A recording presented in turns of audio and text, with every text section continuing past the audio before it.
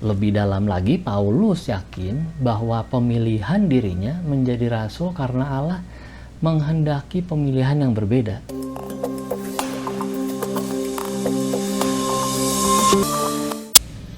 Selamat pagi, saudara seiman dalam Yesus Kristus. Salam sehat dan sejahtera. Sukacita pagi ini akan melanjutkan tema surat 2 Timotius yang dimulai Pendeta Raymond kemarin. Pagi ini 2 Timotius 1 ayat 1 akan membantu kita melihat Paulus yang cermat menyokong pelayanan anak didiknya, Timotius. Renungan ini diberi judul Bermula dari Kesaksian. Dari Paulus, Rasul Kristus Yesus, oleh kehendak Allah, untuk memberitakan janji tentang hidup dalam Yesus Kristus. Sedikit berbeda dengan kalimat pembuka dalam suratnya yang pertama, Paulus kali ini menyatakan dirinya sebagai rasul. Dia dimasukkan ke antara para rasul sebagai rasul yang ditambahkan. Predikat rasul disematkan karena Paulus menjadi saksi kebangkitan Kristus dalam perjalanan ke Damsyik atau Damaskus dalam Kisah Para Rasul 8 ayat 4-5. Selain itu, Paulus diutus memberitakan Injil oleh Tuhan Yesus sendiri. Kita ingat ajaran Kristus yang sebelumnya dianggap bidah atau ajaran sesat, sekarang didukung Paulus sebagai penggenapan janji Allah. Lebih dalam lagi, Paulus yakin bahwa pemilihan dirinya menjadi rasul karena Allah menghendaki pemilihan yang berbeda.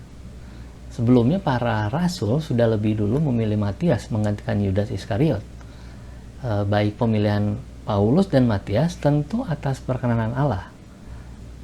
Namun yang secara khusus digarisbawahi oleh Paulus dalam nas hari ini adalah penentuannya sebagai rasul yang berhubungan erat dengan isi surat selanjutnya. Tentu Allah punya tujuan jelas dengan memilih seorang rasul yang latar belakangnya berbeda dengan 12 rasul sebelumnya. Sehingga dalam nas hari ini Paulus bersaksi bahwa dirinya diutus Tuhan untuk memberitakan janji. Ada hidup kekal di dalam Yesus yang disebut Kristus.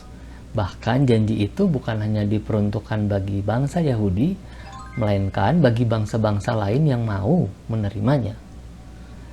Sehingga Paulus perlu menjelaskan perihal ini dalam suratnya. Karena pada waktu itu yang mendengar pembacaan surat bukan hanya Timotius. Dengan kata lain, bagian nas pada hari ini lebih ditujukan kepada para pendengar lain yang belum mengenal Paulus secara dekat. Belum seperti Paulus dengan Timotius. Saudara, bagi kita hari ini, sikap Paulus yang teguh menyokong Timotius mengingatkan kembali agar kita tidak melupakan orang-orang yang pernah mendengar Injil dari kita. Saling bertukar kesaksian dengan mereka menjadi bentuk mengulang-ulang membicarakan firman Tuhan. Seperti Paulus, kesaksian dapat menjadi awal pembicaraan sebelum melakukan pembicaraan lain. Selamat berbagi kesaksian, damai sejahtera dari Tuhan Yesus Kristus menyertai.